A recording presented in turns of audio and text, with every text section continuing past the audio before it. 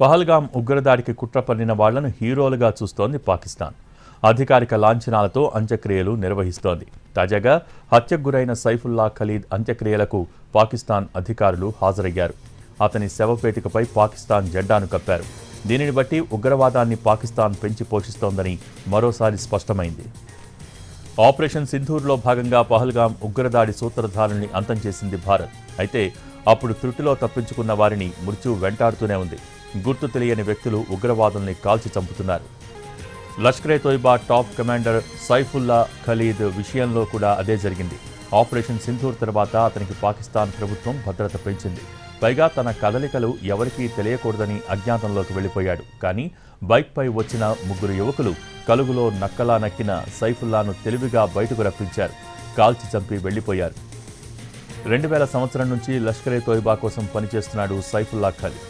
ఉగ్రవాదుల రిక్రూట్మెంట్, వాళ్ల నిధులు, వాహనాలు, ఆయుధాలు సమకూరుస్తున్నాడు.